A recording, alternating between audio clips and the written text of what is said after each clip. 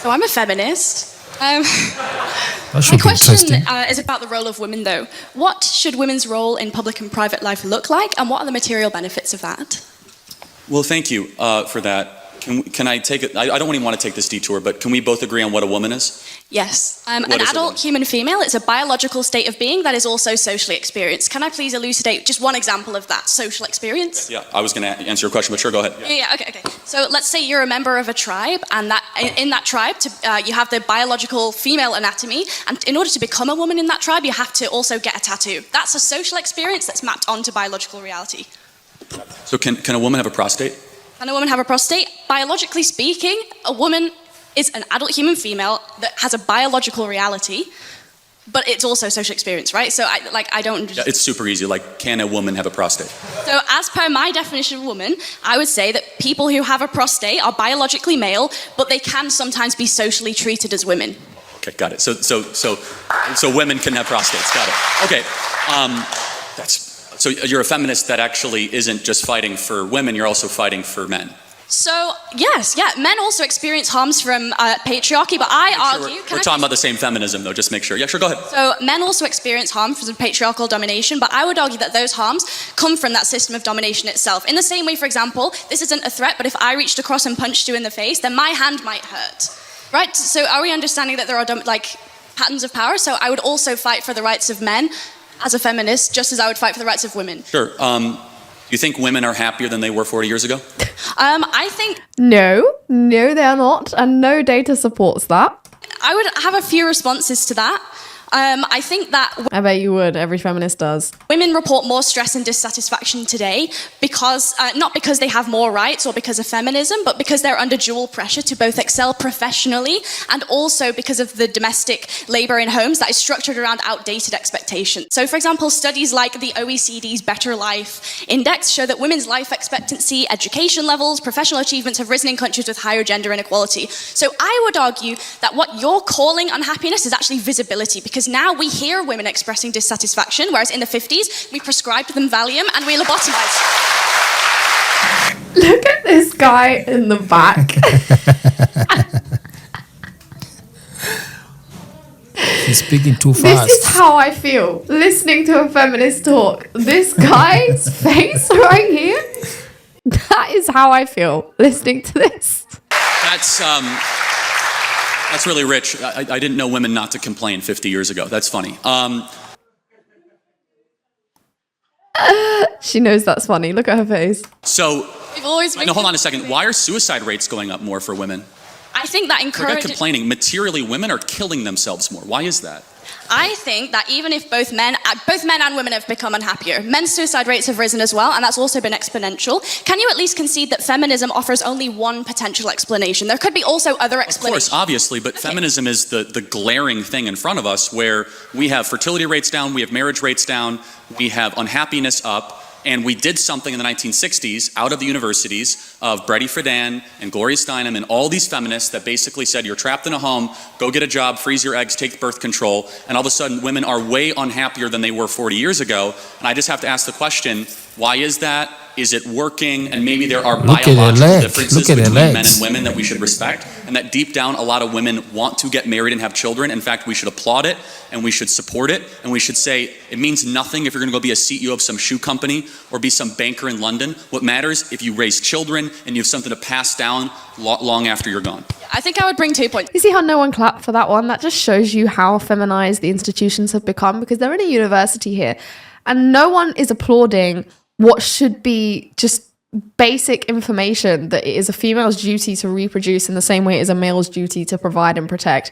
But yet no one is clapping. That is apparently now controversial news. The first one is just really simple, which is that you can ascribe liberalism all you want as the cause of the unhappiness. I would argue something else. I would say that it's certain economic policy that has very little to do with the social acceptance of alternative lifestyles. I would say that we can recognize that income inequality across a vast swathe of Western countries has increased, which causes all kinds of social ills, a lack of social cohesion, housing price growth doesn't correspond with wage growth, monopolies increasingly become kind of emboldened to interfere with politics, and monopolies don't prioritize social health either. I think that those offer more compelling reasons for a decline in happiness than an increase in freedoms, because just one more thing, on an intuitive basis, generally speaking, people want more freedom, not less. Okay, so if that's true, why is it? Do you agree that the happiest women of the West are married with kids? I would have to look into it, but Every I think there are study certain shows, there are certain and studies objectively that we know that, right? The women with kids are not the ones tearing down statues, right? They're the ones that actually have obligations. Does tearing down statues correspond to some kind of smiles per capita data set that I wasn't aware of? Again, it's a little bit of a one-liner. The happy and the She looks like she's getting pissed. I mean, go look it up. grateful. The happy and the grateful usually don't go burn down Wendy's in their spare time, of which we saw in our country all throughout a single summer. But as a side note, you would agree, objectively, study after study, survey after survey, that the women of the West that are married and have children, especially a lot of children, are far happier than even the ones that earn more money correlated at the same age. So I also don't think that happiness is a very good metric, and neither do you, because you think gay people shouldn't just pursue happiness by being gay. They have other moralistic considerations to be making. So I don't think smiles per capita is a particularly convincing way to measure whether or not we should encourage women to be autonomous. I think we should maximize agency within a fair system that has reasonable parameters because it's expedient, it's good for the economy, it's logical, it's the moral thing, because if we can't prove the material harms, we shouldn't discourage it. And also self-reported studies is a really flawed way to do psychology. It's the week before my university exams right now, and I'm standing here explaining the basic methodology behind survey collection in sociology, which you don't even think is a real subject, to Charlie Kirk. If I took one of those surveys right now, I'd check extremely miserable. But so would a Palestinian child who's been torn to smithereens. But look at the way she's speaking. She can't even take a breath. How are we going You to would measure say extremely miserable? No, I'm kind of making a joke. No, I mean, but seriously, but hold on. I mean, that's an important point, though, is that the women in the West have it the best in the world. And yet they're way unhappier than women of sub-Saharan Africa. There's something fundamentally wrong here. Because the women of sub-Saharan Africa have something that a lot of women in the West do not have. The women in the West have cats and they have good jobs. And the women of sub-Saharan Africa, they have a belief in the divine and they have kids. And maybe there's a biological undercurrent that is keeping a lot of women from realizing their full potential. And so without reading your phone and just connecting. I'm not really reading my phone. Well, it's fine. Sure, then you can answer without it. Fair enough. Would you agree that it's a good thing that more women get married and have children in the West? I would ask you, would you say that a sub-Saharan African woman who's experienced female genital mutilation and checks extremely happy in a survey, and I also would check extremely happy in a survey, who do you think would be objectively more happy, even if they both check the same answer?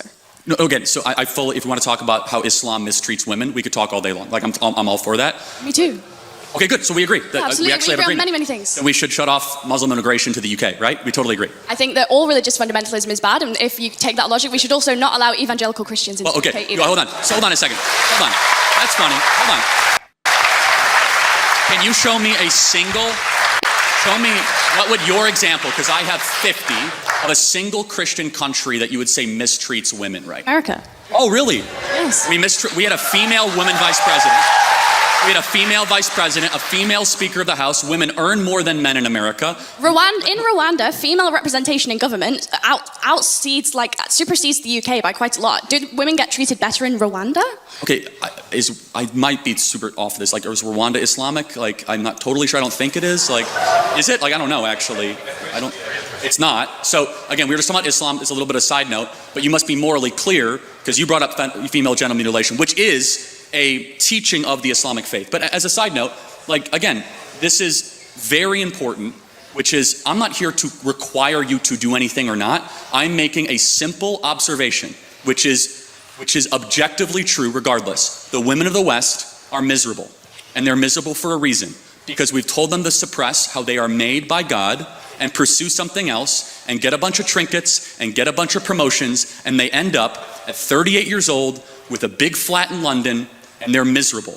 And we should tell them to stop freezing their eggs and start finding their partner earlier and have lots of babies. Yeah, okay, I think I'd bring two just final points to this. First one is just really intuitive, right? Which is that if you actually care about women's happiness, then the solution is to structurally support them. That means universal childcare, shared legally enforceable parental leave, and in Nordic countries where women have high work... That guy's face in the back again is just finishing me when she said universal childcare. Universal childcare, What does shared that legally even enforceable mean? parental leave.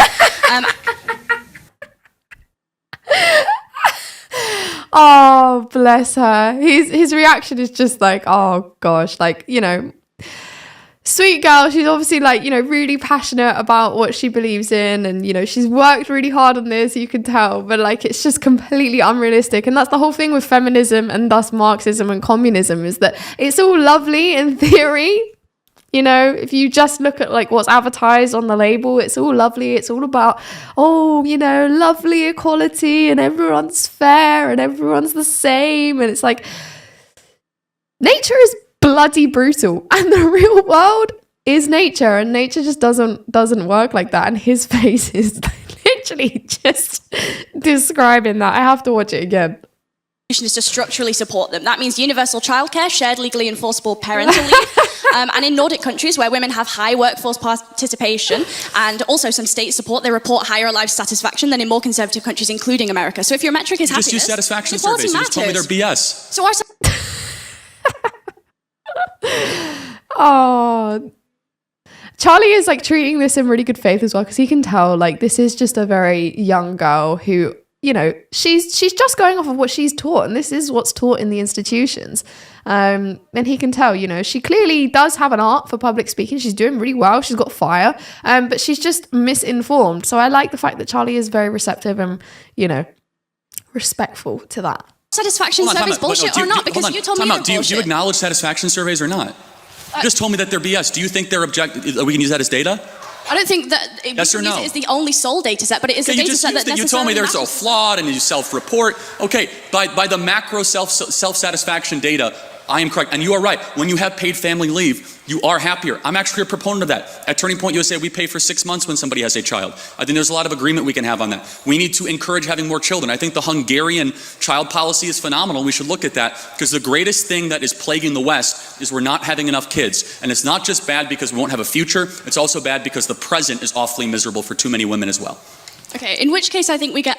Start bringing this to a close, please. Okay, I think just one final thing, which is that in which case we get to a really interesting argument about what parts of womanhood can be demarcated to the social and what kinds of womanhood can be demarcated to biological. So, for example, my anatomy is demarcated to the biological, but the fact that I might potentially be a better nurturer than a man, I would demarcate that to the social, you might demarcate that to the biological, in which case we have differing moral scales of value. I would ask why we should necessarily prioritize your moral scale of value, which prioritizes things like the birth rate, when in actual fact there are various other moral scales of value. And if you yourself are a free market... But it's not just the birth rate, because he's just spoke about the fact that there is a direct correlation between happiness and having children. So yes, the birth rate is also a huge thing, and I would argue probably the most important, because my, you know, moral compass is more led that way.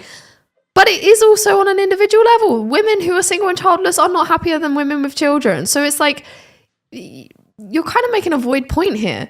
American, why is it the case that you would not, like the previous speaker noted, I've already answered extend personal freedoms towards all spheres, including a private sphere? I believe in absolute truth claims, and it's absolutely wrong and bad when a society stops having kids to replace their own population, and then you have to import the third world, and you become the third world. It's bad.